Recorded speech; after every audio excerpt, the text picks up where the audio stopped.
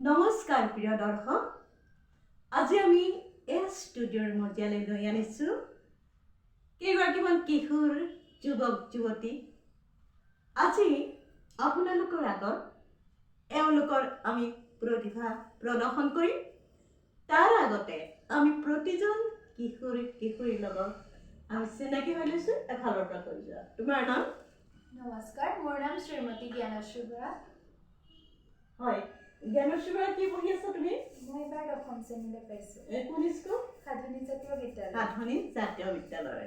জ্ঞানশ্ৰী বৰাক আমি এটা কলমেৰে আদৰিছোঁ। তাৰপাছত তোমাৰ নাম? নমস্কাৰ, মোৰ নাম কণিকন ভৰদ্বাজ। মই জগন্নাথ বৰুৱা বিশ্ববিদ্যালয়ৰ ইংৰাজী বিভাগৰ ছাত্ৰ। মই এতিয়া স্নাতকোত্তৰ দ্বিতীয় ষান্মাসিক কৰি আছোঁ। আমি চণ্ডীমন ভৰদ্বাজক এই ষ্টুডিঅ' মজিয়ালৈ আদৰিছোঁ এটা কলমেৰে। তাৰপিছত তোমাৰ? নমস্কাৰ, মোৰ নাম শ্ৰী স্নেহা ভৰদ্বাজ আৰু মই বৰ্তমান HS ফাইনেল দিছোঁ। হয়, ক'ৰ পৰা দিছা? মই ক্ৰেচেণ্ট একাডেমীৰ পৰা দিছোঁ। Crescent academy. আমি এটা কলমেৰে আদৰণি জনাইছোঁ। ধন্যবাদ। তাৰপাছত তোমাৰ নাম?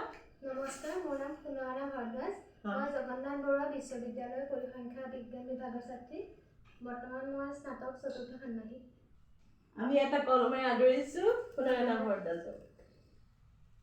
প্ৰিয় দৰ্শকবৃন্দ, এওঁলোকেই হৈছে পুৱাৰ 9 বজাৰ সূৰ্যৰ দৰে শক্তিশালী সম্ভাৱনীময় নাগৰিক ভৱিষ্যতৰ। এতিয়া এওঁলোকৰ লগত আমি বহু কথা পাতিম। এওঁলোকৰ প্ৰতিভা, এওঁলোকে গীত কবিতাৰে প্ৰদৰ্শন কৰিব। আমি অনুভৱ কৰিম, বুজিবলৈ প্ৰয়াস কৰিম। প্ৰথমতে আহিছোঁ সুনয়না ভৰদ্বাজৰ পৰা। তুমি কি বিভাগত ক'লা? মই পৰিসংখ্যা বিজ্ঞান বিভাগ। এইটো কিয় ভাল পোৱা? ভাল লাগে মোৰ এইখিনি তথ্যবোৰৰ বিষয়ে জানি। হয়, কৰি ভাল লাগে নহয়? কেলকুলেশ্যন কৰি ভাল লাগে। সুনয়না এতিয়া কি ভাল পায়?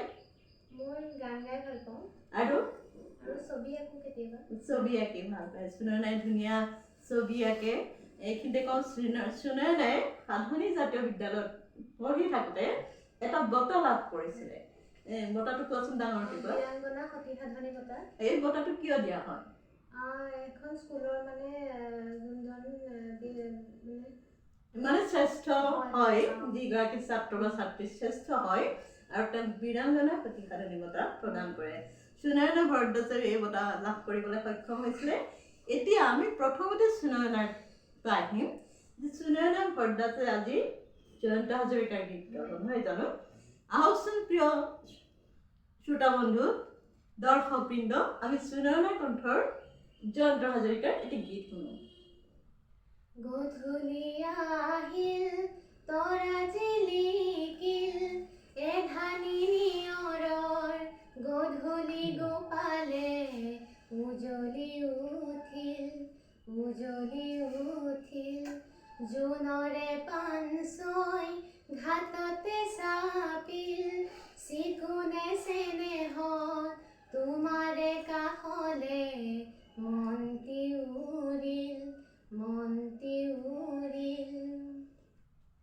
জোনাকৰে ৰাগি বতাহত বিয়পিল ফুলৰে পাহিতে তোমাৰে হাঁহিতি দেখা যেন লাগিল জোনৰে পানছৈ ঘাটতে চাপিল চিকুনে চেনেহত তোমাৰে কাষলে মনটি উৰিল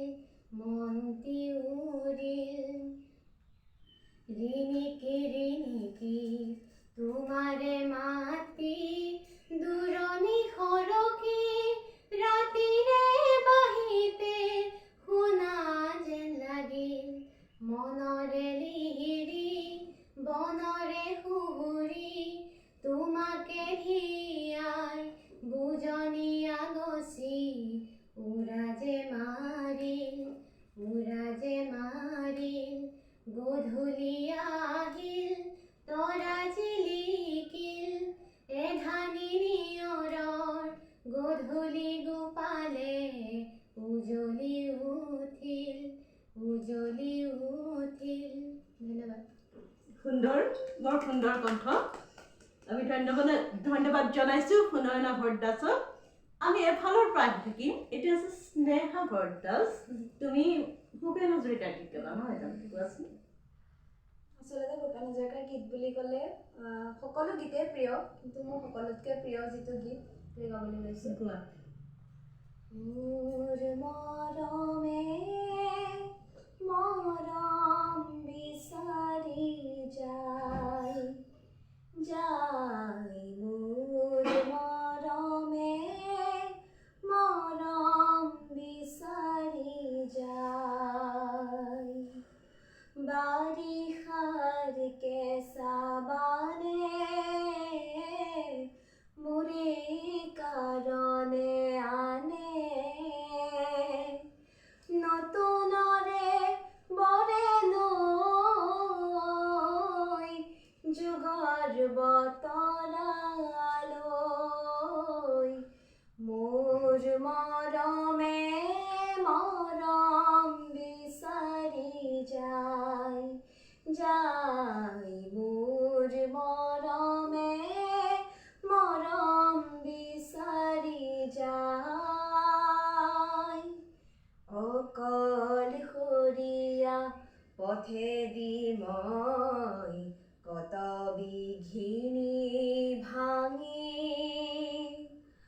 ধূলিৰ ধাৰাক সৰক কৰিম হেঙুলীয়াবোৰ সানি, মোৰ মৰমে মৰম বিচাৰি যায় যায়, মোৰ মৰমে মৰম বিচাৰি যায়, অকলশৰীয়া পথেদি মই কত বিঘিনি ভাঙি,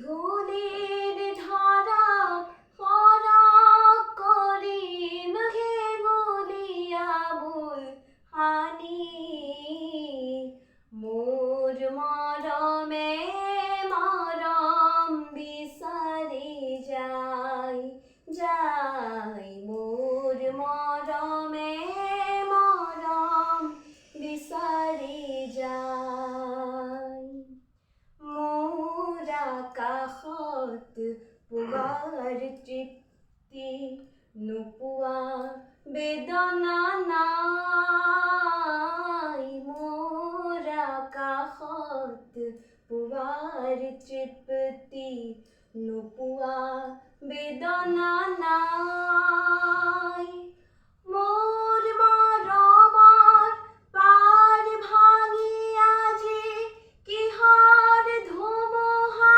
বয়, যুগৰ বতৰালৈ,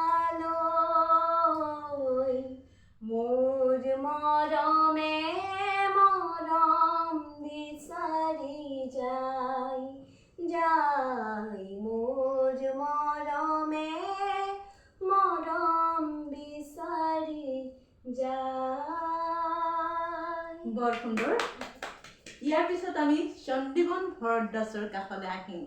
প্ৰথমতে চণ্ডীবনে কোৱাচোন, তোমাৰ কি কৰি ভাল লাগে? কৰিবলৈতো সৃষ্টিশীল কৰ্মবোৰ কৰি ভালেই লাগে।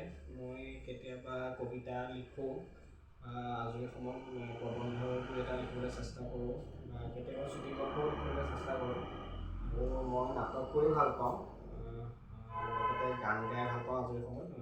সম্পূৰ্ণ শুদ্ধকৈ গাব নোৱাৰোঁ যদিও মোৰ গানৰ প্ৰতি খুব হেঁপাহ আছে, আৰু ভাল পোৱা গানসমূহ মানে গাবলৈ যত্ন কৰোঁ। এই আজৰি সময়ত যেতিয়া কলেজৰ পৰা আহোঁ বা যেতিয়া এনেই থাকোঁ তেতিয়া মই সেই গানবোৰ গুণগুণাওঁ।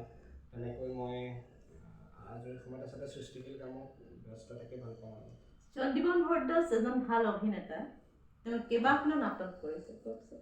নাই, ভাল অভিনেতা বুলি মই নকওঁ বাৰু। মই আচলতে এতিয়া অভিনয়ত শিশু বুলিয়ে ক'ম নিজকে। মই সোমাইছোঁহে অভিনয় জগতত, কিন্তু সোমাই মই কেইবাখনো নাটক কৰিবলগীয়া হ'ল। মই স্বপ্না বৰঠাকুৰ বাইদেউৰ দ্বাৰা ৰচিত এখন নাট কিবা এটা হৈ আছে, তাত মই এটা চৰিত্ৰৰ ৰূপায়ণ কৰিছিলোঁ। তাৰ পাছত মই কলেজত অনুষ্ঠিত হোৱা বিভিন্ন অনুষ্ঠান, যেনে আমাৰ যিবোৰ ভাৰ্চিটি উইক হয়, ভাৰ্চিটি উইকত মই যিটো আমাৰ ড্ৰামা কম্পিটিশ্যন বা নাটকৰ যি নাটকৰ প্ৰতিযোগিতা আয়োজন হয়, তাত মই দেৱব্ৰত মহন্তদেৱৰ দ্বাৰা ৰচিত এখন বাস্তৱ নাটক, সমাজ বাস্তৱ নাটক মানুহ নামৰ নাটকখনত মুখ্য চৰিত্ৰ ৰূপায়ণ কৰিছিলোঁ। মানুহে ভাল পাইছে অভিনয়, কিন্তু আচলতে মোৰ এতিয়াও যথেষ্টখিনি আচলতে মানে প্ৰেক্টিচৰ প্ৰয়োজন আছে, যথেষ্ট কথা মই এতিয়াও শিকিবলগীয়া আছে। তাৰ উপৰিও মই গদা পৰ্ব নামৰ এখন নাটক কলেজত কৰিছোঁ। ইয়াৰ উপৰিও মই বিপন্ন সময়, এনেকুৱা ধৰণৰ 6-7খনমান নাটক মই এতিয়ালৈকে অভিনয় কৰিছোঁ। কিন্তু মই অভিনয় কৰোঁ বুলি মই অভিনয় শিকি আছোঁ। আচলতে মই নিজেই যে অভিনয় কৰিব পাৰোঁ সেইটো মই নিজেও নাজানিছিলোঁ। কলেজত আহি মই নিজৰ মাজতে বিচাৰি পালোঁ যে মই দেখোন অভিনয় অলপ কৰিব পাৰোঁ। তো তেনেকৈ বিষয়টোৰ প্ৰতি আগ্ৰহ বাঢ়িলেহে আচলতে বিষয়টো শিকা হয়। আৰু এতিয়া নাটক বুলি ক'লে মোৰ সঁচাকৈ ভাল লাগে। পাৰোঁ বা নোৱাৰোঁ, মই নাটকখনত অংশগ্ৰহণ কৰি এটা চৰিত্ৰ ৰূপায়ণ কৰিব পাৰিলেহে মনত এটা মানে আত্মিক তৃপ্তি পোৱা যায়। তাৰ কাৰণে অনুকৰণ কৰিব লাগিব, নহয় জানো? সূক্ষ্ম অনুভৱ থাকিব লাগিব। যিবোৰ ভাল লগা বচন তেওঁলোকে যিমান ধুনীয়াকৈ কয়, সেই ডায়লগ ধৰি মই অনুকৰণ কৰোঁ যে কেনেকৈ এটা পজিটিভ চৰিত্ৰ কেনেকৈ ৰূপায়ণ কৰিব পাৰি। লগতে সমাজ জীৱনত লগ পোৱা বিভিন্ন চৰিত্ৰসমূহ, বিপ্লৱী চৰিত্ৰ, আৰু লাহে লাহে মই অনুধাৱন কৰিছোঁ যে নাটক এখন তেতিয়াহে সফল হয় যেতিয়া চৰিত্ৰটোৰ মাজত মানুহ সোমাই পৰে। আৰু নাটকখন কৰিলে চৰিত্ৰটো বৰ্তমান এনেকুৱা হ'ব লাগে যে নাটকখন মই কৰিছোঁ, মই যে নাটক কৰা নাই, মই সঁচাকৈয়ে সেই চৰিত্ৰটো মানে মই এটা সমাজৰ সেই চৰিত্ৰ হয়। তেতিয়া আচলতে মোৰ দৃষ্টিভংগীৰে চৰিত্ৰটো তেতিয়া সফল হয়। আৰু লগতে পৰিচালকৰো নিয়ম নীতি মানি তেনেকৈ আচলতে এখন নাটক, আৰু এটা টিম স্পিৰিটৰো দৰকাৰ হয়। সহযোগ প্ৰয়োজন হয়। ধন্যবাদ। এতিয়া চণ্ডীমন ভৰদ্বাজৰ কণ্ঠত এতিয়া নিৰ্মল প্ৰভা বৰদলৈ আমি গীত শুনিম। হয়, মই জনাত এই গানটোৰ মানে লেখক খুব সম্ভৱ নিৰ্মল প্ৰভা বৰদলৈ বাইদেৱে, আৰু গানটো ভূপেন হাজৰিকাই কণ্ঠদান কৰিছে। অনুশীলন খুব কম, তথাপিতো মই গাবলৈ প্ৰয়াস কৰিছোঁ। মই বিচাৰিছোঁ হেজাৰ চকুত দীপ্ত সূৰ্য শিখা, এই ভয়াৱহ যুগ সন্ধিৰ নাহিবনে বিভীষিকা। মই বিচাৰিছোঁ হেজাৰ চকুত দীপ্ত সূৰ্য শিখা, এই ভয়াৱহ যুগ সন্ধিৰ নাহিবনে বিভীষিকা। মই বিচাৰিছোঁ হেজাৰ ওঠত তীক্ষ্ণ ভাষা, শীতৰ শেষত ফাগুন অহাৰ যিহে আনিব আশা। মই বিচাৰিছোঁ হেজাৰ ওঠত তীক্ষ্ণ ভাষা, শীতৰ শেষত ফাগুন অহাৰ যিহে আনিব আশা। বুটিৰ দৰে প্ৰতিশ্ৰুতি ধৰা সিঁচি যাব জ্যোতিৰেখা। মই বিচাৰিছোঁ হেজাৰ চকুত দীপ্ত সূৰ্য শিখা, এই ভয়াৱহ যুগ সন্ধিৰ নাহিবনে বিভীষিকা। মই বিচাৰিছোঁ হেজাৰ চকুত দীপ্ত সূৰ্য শিখা। মই বিচাৰিছোঁ অস্থিৰ খোজত বলিষ্ঠ বিদ্যুৎ গতি, চেতনাবিহীন নিথৰ স্তব্ধ যুগক দিবলৈ জ্যোতি। মই বিচাৰিছোঁ অস্থিৰ খোজত বলিষ্ঠ বিদ্যুৎ গতি, চেতনাবিহীন নিথৰ স্তব্ধ যুগক দিবলৈ জ্যোতি। মোক ব্যক্তি লাগে যাৰ হৃদয়তে জীৱন তৃষ্ণাই অকা। মই বিচাৰিছোঁ হেজাৰ চকুত দীপ্ত সূৰ্য শিখা, এই ভয়াৱহ যুগ সন্ধিৰ নাহিবনে বিভীষিকা। মই বিচাৰিছোঁ হেজাৰ চকুত দীপ্ত সূৰ্য শিখা, এই ভয়াৱহ যুগ সন্ধিৰ নাহিবনে বিভীষিকা। সুন্দৰ চণ্ডীমন। আমি ইয়াৰ পিছত যাম জ্ঞানশ্ৰী বৰাৰ কাষলৈ তেওঁ এটা কবিতা আবৃত্তি কৰিব কাৰ কবিতা কৰিব তেওঁ প্ৰথমতে কৈ লওক কবিতাৰ শিৰোনাম কবিতাৰ শিৰোনাম মোৰ দেশ কবি হীৰেণ ভট্টাচাৰ্য দেৱ মোৰ প্ৰাণৰো প্ৰাণৰ মোৰ গানৰো গানৰ মোৰ দেশ মোৰ প্ৰতিটো কামে মোৰ প্ৰতিটো চিন্তাই এই দেশৰ বুকুত ৰচি হয় সোণোৱালী ভৱিষ্যতৰ সপোন মোৰ জীৱনৰ আহে আহে মোৰ যৌৱনৰ কুঁহে কুঁহে সেই সপোনৰ কলৰৈ দেশে দেশে দেশ আছে এনে বহু দেশৰ অৰঙে তৰঙে মই ঘূৰিছোঁ বহু বন্ধুৰ সৈতে হাতে হাতে হাত ধৰি ফুৰিছোঁ কেতিয়াবা সাগৰ পাৰত কেতিয়াবা খেজুৰ তলত নতুবা পাহাৰ তুলি খন্তেক জিৰাইছোঁ বন্ধুৰ সৈতে প্ৰাণ খুলি প্ৰাণৰ কথা পাতিছোঁ তাৰ পিছত আকৌ আৰম্ভ কৰিছোঁ নতুন যাত্ৰা এনে বহু যাত্ৰাৰ শেষ মোৰ দেশ যাৰ বুকুৰ উমে মোক দিছে ভালপোৱাৰ আনন্দ যৌৱনৰ প্ৰাচুৰ্য জীৱনৰ নতুন অৰ্থ এই দেশৰ প্ৰতিটো পুৱাই মোলৈ লুকাই আনে ঐশ্বৰ্যৰ বিপুল সম্ভাৰ প্ৰতিটো সন্ধিয়াই বৈ আনে স্নিগ্ধ ফুলৰ সুবাস প্ৰতিটো ঋতুৱে মোক দি যায় জীৱনৰ আশীৰ্বাদ এই দেশৰ বাবে মই জীয়াই আছো এই দেশৰ বাবেই মই জীয়াই থাকিবলৈ মৰণ পণ কৰিছোঁ ৰণুৱা বনোৱা হালোৱা এই সকলোৰে মাজত মই আছো মোৰ দেশৰ বাবে অনৈক্যৰ মাজত ঐক্য হৈ বিৰোধৰ মাজত সংহতিৰ সম্ভাৱনা হৈ মই আছো জীৱনে মৰণে শয়নে সপোনে এই দেশৰ আহ্বান মই শুনিছো শত্ৰু মিত্ৰ সকলোকে মই চিনিছো সিহঁতৰ অন্তৰ মই বিশ্বাসেৰে চিনিছো শান্তিৰ চৰাই জুৰি আজলি ভৰাই মই দিছো ভঁৰালৰ এমুঠি ধান পৰাণৰ একোটি গান আৰুতো মোৰ একো নাই মোৰ দেশ মোৰ কল্লোলিত সপোনৰ উত্তাল তৰংগই মোক লৈ যায় গভীৰৰ পৰা গভীৰতলৈ আদৰ্শৰ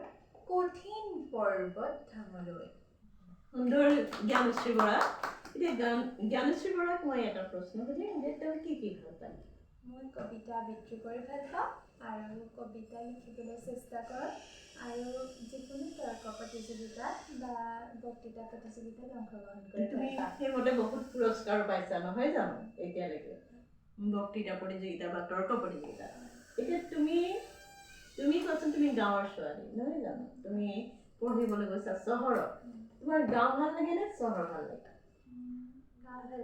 গাঁও ভাল লাগে নহয় জানো এতিয়া চণ্ডীবন ভট্টাচাৰ্যৰ কাষলৈ আকৌ আহিম যে চণ্ডীবনো সেই একেই যে গাঁৱত জন্ম গাঁওখনৰ নাম কোৱা আমাৰ গাঁওখনৰ নাম ভাতেমৰা গাঁও মই ইয়াতে জন্ম 2001 চনত মই জন্মগ্ৰহণ কৰিছিলোঁ কিন্তু আমি বৰ্তমান তৰাজান কাকতি গাঁৱত অৱস্থিত লৰ্ডছ এপাৰ্টমেণ্টলৈ আমি মানে আমাৰ নতুন ঘৰ আমি তাত এতিয়া বনালোঁ হ'লেও কিন্তু পুৰণা ঘৰৰ স্মৃতি এতিয়াও আমাক বৰকৈ আকৰ্ষিত কৰে বিশেষকৈ আমি যৌথ পৰিয়ালৰ ডাঙৰ দীঘল হোৱা গতিকে তাত মানে প্ৰথমতে খুব বান্ধোনত থকাৰ নিচিনা লাগিছিলে কাৰণ আমি চাৰিবাৰৰ মাজত তেনেকৈ থাকি হোৱাই নাই এই আমি যি চাৰিজন একেলগে বহি আছোঁ সৰুতে আমি একেলগে ধেমালি কৰি ডাঙৰ দীঘল হৈছোঁ গতিকে গাঁৱৰ এই যি পৰিৱেশ গাঁৱৰ পৰিৱেশে আমাক সঁচাকৈ বৰ আকৰ্ষণ কৰে ইয়াত আচলতে কোনো কৃত্ৰিমতা নাই মানুহৰ মাজত যি সঁচা মৰম ভাল পোৱা সহায় সহযোগিতা যদিও বা এতিয়া গাঁওবোৰত এই নগৰীকৰণৰ প্ৰভাৱত গাঁওবোৰতো আগৰ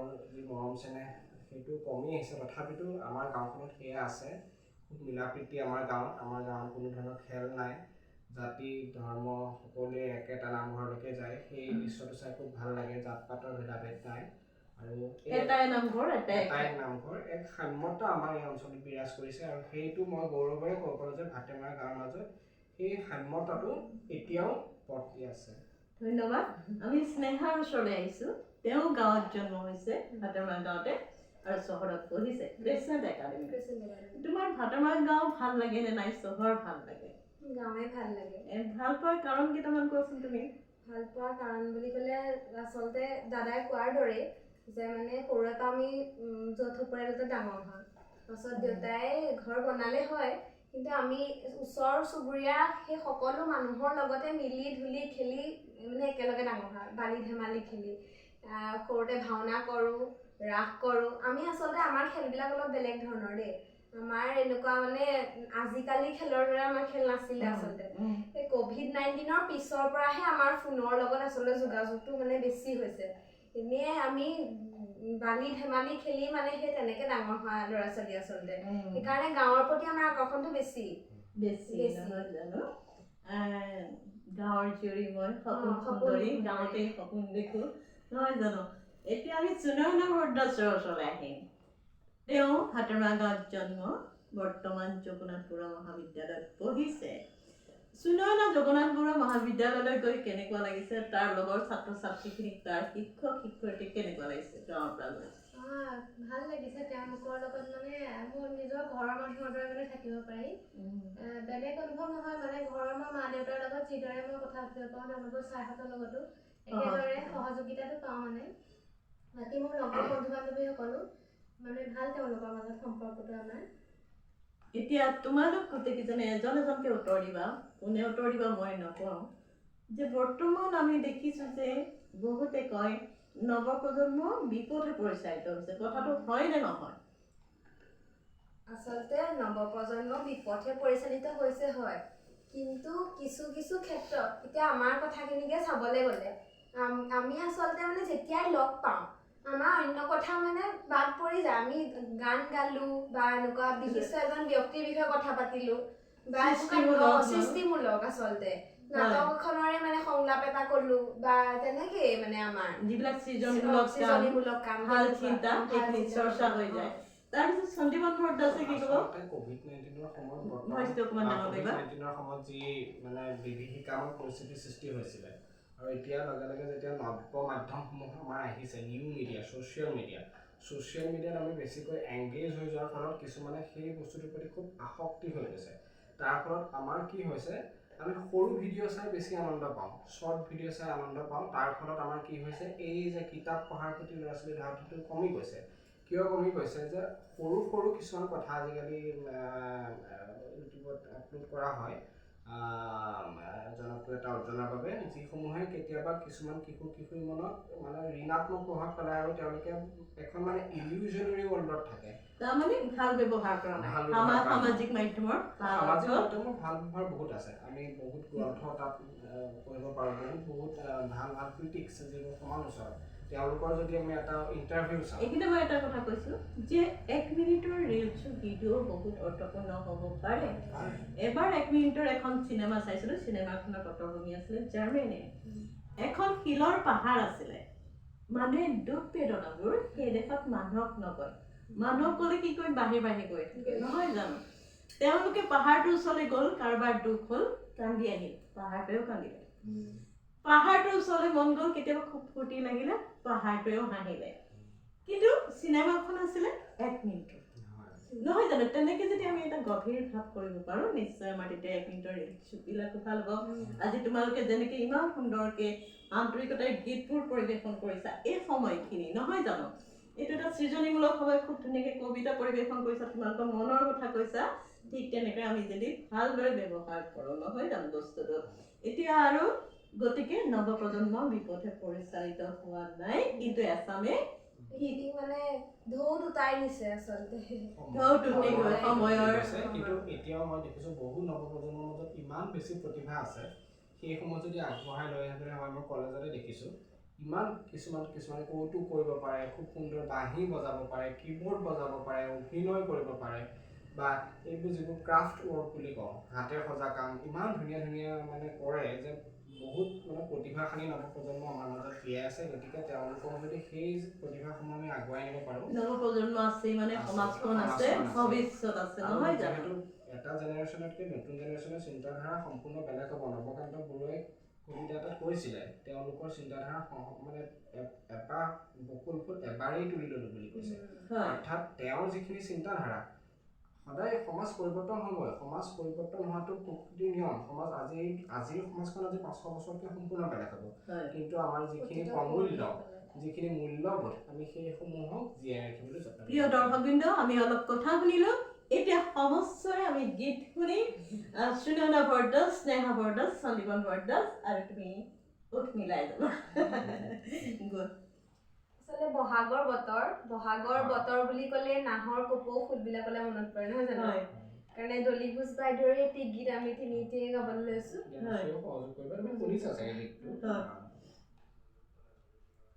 নাহৰ ফুলাৰ বতৰতে মোৰ পাখি লাহি মনৰ মাজত কোনে আহি আজি গগনা বজায়।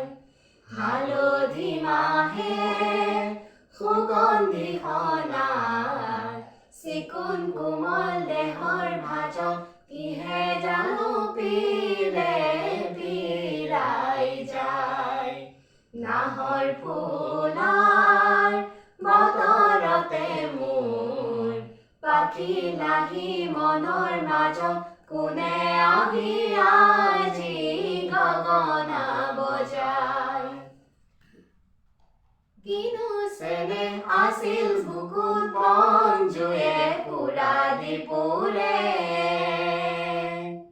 কিনো কথা আছিল চকুত মনৰ ভাগত বুকুতে সৰে। নাহৰ কপৌৰ সুবাসতে পেপা ঢোলৰ শব্দতে পিৰিতিৰে উঠে সাৰ পায়। নাহৰ ফুলাৰ বতৰতে মোৰ পাখি লাহি মনৰ মাজত কোনে আহি আজি গগনা বজায়। হালধি মাহে সুগন্ধি সনাই চিকুণ কোমল দেহৰ ভাজত কিহে জানো পিলে পিৰাই যায়। দুয়োটি হাত জেতুকাৰে শুৱনি ও তাতো দেখো নভৰে মোৰ মন। কিনো ভাবত নিশা নাহে টোপনি উদং উদং বুকুৰ ভিতৰখন। দুয়োটি হাত জেতুকাৰে শুৱনি ও তাতো দেখো নভৰে মোৰ মন। কিনো ভাবত নিশা নাহে টোপনি উদং উদং বুকুৰ ভিতৰখন। কুলিৰ মাতত বুজিলো মই আহঁতৰে তলতে ৰৈ কোনে মোলে আছে বাট চাই। নাহৰ ফুলাৰ বতৰতে মোৰ পাখি লাহি মনৰ মাজত কোনে আহি আজি গগনা বজায়। হালধি মাহে সুগন্ধি সনাই চিকুণ কোমল দেহৰ ভাজত কিহে জানো পিলে পিৰাই যায়। কিহে জানো পিলে পিৰাই যায়। কিহে জানো পিলে পিৰাই যায়। বৰ সুন্দৰ। জ্ঞানশ্ৰী বৰাই কবিতাৰ এটা কলি এতিয়া আবৃত্তি কৰিব। এটা কলি অলপ ডাঙৰকৈ। এতিয়া মই আবৃত্তি কৰিবলৈ লোৱা কবিতাৰ শিৰোনাম প্ৰচণ্ড ধুমুহাই প্ৰশ্ন কৰিলে মোক, কবি ডক্টৰ ভূপেন হাজৰিকা। প্ৰচণ্ড ধুমুহাই প্ৰশ্ন কৰিলে মোক, তোমাৰ প্ৰাপ্য কি কোৱা? মনৰ দুৱাৰ মেলি নিৰ্ভীকভাৱে ক'লো, তোমাৰ শক্তিখিনি দিয়া। বজ্ৰৰ গৰ্জনে বক্ষ উজাৰি ক'লে, তোমাৰ কাম্য কি কোৱা? মই ক'লো, বজ্ৰ তোমাৰ শক্তিশালী উদাত্ত কণ্ঠটি দিয়া। এদিন আকাশে ঘনে জনৈৰ গীতিকাৰে অকণি আকাশ দেখো মাগি তুমি কিয় আজি বাৰু কম্পিত কণ্ঠেৰে মাগিছা সৰ্বাকাশত্ৰা মই ক'লো তুমিতো কৈছিলা ৰাতিপুৱা যিমানে বিলাই দিবা সিমানে মহান হ'বা তাৰে নাম সঁচা উদাৰতা এইকণকে ক'লো সুন্দৰ সুন্দৰ হৈছে এতিয়া এশাৰী এশাৰীকৈ উত্তৰ দিব লাগিব এটা প্ৰশ্ন সুধিম প্ৰত্যেকে এশাৰী বা দুশাৰীতকৈ বেছি হ'ব নোৱাৰিব দেই সুনয়না ভট্টাচাৰ্যৰ এফালৰ পৰা আৰম্ভ কৰিম যে আমি এনেকুৱা কি দেখো যে আমি যদিও কৈছোঁ যে নৱপ্ৰজন্মৰ ভৱিষ্যতৰ সম্ভাৱনা আৰু যে পুৱাৰ 9 বজাৰ সূৰ্যৰ দৰে শক্তিশালী ভৱিষ্যত সমাজ জীৱন নৱপ্ৰজন্ম কিন্তু আমাৰ এনেকুৱাও হয় যে মহালয়াৰ দিনাখন গুচি যাম বাইকত পচন্দ বাইক চলাই যাব গানৰ কাষত কেটকে চিঞৰিব বা কিছুৰ কাৰণে আমাৰ উৎসৱবোৰ অশান্তিকৰ হয় নহয় জানো কিবা হয় সেই যুৱ চামক কি বাৰ্তা দিব সুনয়না ভট্টাচাৰ্য যুৱচামে আচলতে তেওঁলোকৰ এইটো মানে বেয়া কামত মানে যাতে ব্যৱহাৰ নকৰে তেওঁলোকৰ প্ৰতিভাখিনি তেওঁলোকৰো প্ৰতিভা আছে তেওঁলোকে খালি সেইটো মানে ব্যৱহাৰ নকৰে তেওঁলোকে যিটো ঢৌ বুলি কয় আচলতে সেই ঢৌত তেওঁলোকে উঠি যাবলৈ বিচাৰে মই এটাই ক'ম যে তেওঁলোকে নিজৰ সৃষ্টিশীলতাখিনি আঁকোৱালি লওক সেই কামখিনি কৰিবলৈ ভালদৰে ভাল পথত আগুৱাই যাওক তেতিয়াহে মানে নৱ প্ৰজন্মই ভৱিষ্যত জীৱনত আগবাঢ়ি যাব পাৰিব সুন্দৰ স্নেহা ভট্টাচাৰ্যক সুধিম যে এই শৈশৱৰ পৰা যৌৱন যুৱ অৱস্থা পৰ্ব তাৰপিছত বৃদ্ধ আমি যি কৰ্ম কৰোঁ তাৰ ওপৰত আমি তেনেকৈ আমি সমাজত প্ৰতিষ্ঠিত হওঁ এটা শিশু গঢ় ল'বলৈ হ'লে তাৰ মূল ভেটি কি তুমি কোৱাচোন আচলতে পৰিয়াল দেই হয় প্ৰথম মানে মা দেউতা আচলতে সেই মাক দেউতাকৰ পৰা এটা শিশু মানে ডাঙৰ বৃদ্ধ হোৱালৈকে মানে বুলি নকওঁ কিন্তু যেতিয়া আমি আচলতে সামাজিকীকৰণ বুলি যেতিয়া যিটো কথা আচলতে প্ৰথম সামাজিকীকৰণ হয় এটা পৰিয়ালৰ পৰাই পৰিয়ালে যিখিনি শিক্ষা দিব বা যিখিনি আচৰণ কৰিব শিশুটোক মানে তেনেকুৱা ধৰণে আচলতে গঢ় লৈ উঠে শিশু এটাৰ মানসিক চণ্ডীবন ভট্টাচাৰ্যক সুধি যে সময়ৰ কোবালখুটত পৰি আজি দেখিছোঁ শিষ্টাচাৰ সমাজৰ পৰা হেৰাই গৈছে সৌজন্যতা সমাজৰ পৰা হেৰাই গৈছে বহু নৱপ্ৰজন্মৰ হাতত অভিভাৱক লাঞ্ছিত হৈছে শিক্ষক সমাজ লাঞ্ছিত হৈছে ইয়াৰ মূলতে কি বুলি ভাবা আচলতে তেনেকৈ অকণমান ঘপককৈ কৰিবলৈ দিগদাৰ হয় তথাপিতো নৱপ্ৰজন্মক আচলতে পৰিয়ালে সৰুৰ পৰাই সামাজিকীকৰণৰ যিটো হেৰি শিকাব লাগে কিন্তু এটা কথা কওঁ কিছুমান শিশু সকলো ল'ৰা ছোৱালী একে নহয় কিছুমান খুব জেদি থাকে আৰু অভিভাৱকে যদি সেই জেদক যদি তেওঁলোকে মাৰপিট কৰি বা ফ'ৰ্চফুলি যদি সিহঁতক সেই কামটো নকৰিবলৈ বাধ্য কৰে তেতিয়া হয়তো সি বিপথেহে যাব যে মই চেলেঞ্জ হিচাপে লৈছোঁ প্ৰত্যাহ্বান হিচাপে লৈছোঁ তহঁতি মোক কৰিছ মই সেইটো দিশত যাম তেওঁলোকে যদি মৰমেৰে এই বস্তু দেখায় যে তোমালোক পৰিয়ালৰ লগতে সমাজৰ প্ৰতিও দায়বদ্ধ হিউমেন বিং সদায় ছ'চিয়েল এনিমেল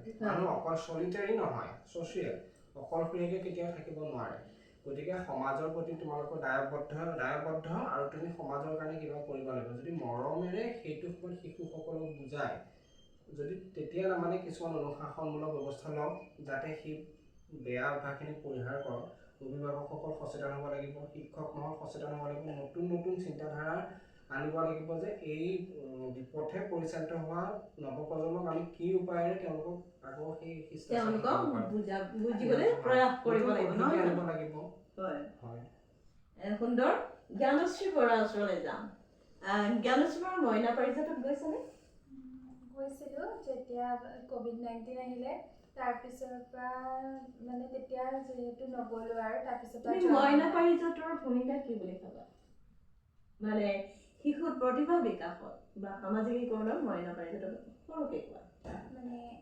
যিহেতু সকলো শিশুৰে এটা এটা প্ৰতিভা থাকে মইনা পাৰিজাত হ'ল এনেকুৱা এখন মানে ঠাই য'ত শিশুৱে প্ৰতিভা বিকাশৰ বাবে মানে এখন মঞ্চ বিচাৰি পায় যিহেতু প্ৰথমতে প্ৰতিভাখিনি বিকাশ কৰিবলৈ এখন সৰু মঞ্চৰ প্ৰয়োজন সেই মঞ্চখন মইনা পাৰিজাতে দিব পাৰে। তাৰ পৰাই এজন মানে প্ৰতিভাৱান শিশুৰ প্ৰথম খোজটো মইনা পাৰিজাতৰ যোগেদিয়ে দিব পাৰে আৰু নিজৰ ধন্যবাদ প্ৰিয় দৰ্শকবৃন্দ, আজি আপোনালোকৰ ওচৰত পৰিচয় হ'ল সুনয়না ভৰদ্বাজ, তেওঁৰ প্ৰতিভা দেখিলে, স্নেহা ভৰদ্বাজ, সন্দীপন ভৰদ্বাজ, তেওঁলোকৰ প্ৰতিভা আৰু যি গভীৰ চিন্তন সেয়া প্ৰতিফলন ঘটিলে আপোনালোকেও হয়তো অনুভৱ কৰিব সেই কথা এই নৱ প্ৰজন্মই আজিৰ পৃথিৱীখন কেনেদৰে অনুভৱ কৰে। তাৰপিছত জ্ঞানশ্ৰী বৰা, আমি আজিৰ সাক্ষাৎকাৰৰ পৰা বিদায় মাগিম এটা সমবেত সংগীত সকলোৰে কণ্ঠত। সংগীত এটাৰে হয় আমাৰ একে আকুল বিয়াকুল, হয় এইটো আচলতে শোণিতপুৰ নাটকৰ গান। তৰা ময়াৰণ বাল আৰু কৃষ্ণৰ মাজত এই হেৰিক লৈ আৰু উষা অনিৰুদ্ধৰ মাজত যি প্ৰেম কাহিনী, গভীৰ প্ৰেম কাহিনী জ্যোতিপ্ৰসাদে ইমান ধুনীয়াকৈ সজাইছে যে ভূপেন হাজৰিকাই কৈছে জ্যোতিয়ে কেনেদৰে জেউতি চৰাইছে। গতিকে আমি সেই গীতটোৱে ক্ষুদ্ৰ প্ৰয়াস কৰিলোঁ। বহু ভুল ভ্ৰান্তি হ'ব, তেনেকৈ নিজৰ মাজৰ বুলি আমাক ক্ষমা কৰি দিম। আমাৰে সখিয়া আকুল বিয়াকুলে সপোনৰ হাঁহিটি চাই,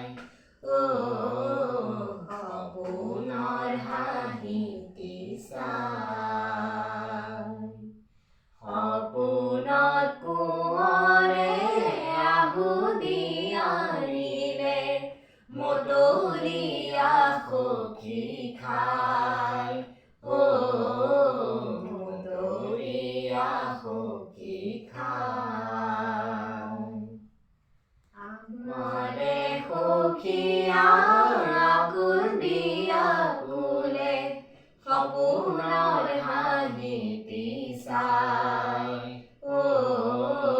সপোনৰ হাঁহিটি চাই।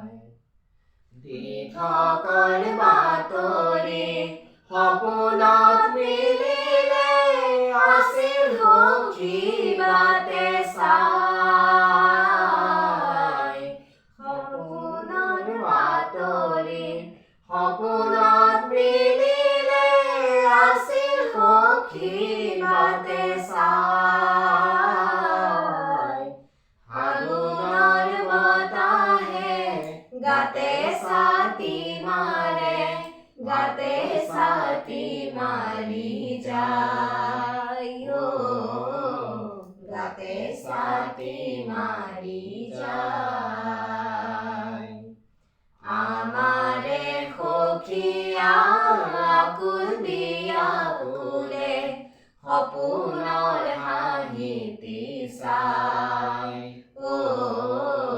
সপোনৰ হাঁহিটি চাই। চুমা পৰশনত যদি পাই সখীয়াৰ গাতেও আদিহে নাই, চুমা পৰশনত যদি পাই সখীয়াৰ গাতেও আদিহে নাই, চুমা পৰশনত যদি পাই সখীয়াৰ গাতেও আদিহে নাই, গাতেও আদিহে নাই। আমাৰে সখীয়া আকুল বিয়াকুলে সপোনৰ হাঁহিটি চাই, সপোনৰ হাঁহিটি চাই। সপোনত কোঁৱৰে আহুতি আনিলে মতলীয়া সখী খাই, মতলীয়া সখী খাই। সুন্দৰ। প্ৰিয় দৰ্শকবৃন্দ, এই উঠি অহা যুৱক যুৱতীসকলৰ কিশোৰ কিশোৰীহঁতৰ উজ্জ্বল ভৱিষ্যত কামনা কৰিলোঁ আমাৰ এছ ষ্টুডিঅ' মঞ্চৰ পৰা। তেওঁলোকৰ সুস্বাস্থ্য কামনা কৰিলোঁ, ভগৱানে তেওঁলোকক সদায় ভালে ৰাখক। আৰু আমি আপোনালোকলৈ ধন্যবাদ জনাইছোঁ আমাক ধুনীয়াকৈ সুযোগ দিয়াৰ বাবে। আমাৰ চাৰিজনৰ ফালৰ পৰা ধন্যবাদ জনাইছোঁ। আজিলৈ আমাৰ সাক্ষাৎকাৰ ইমানেই। নমস্কাৰ।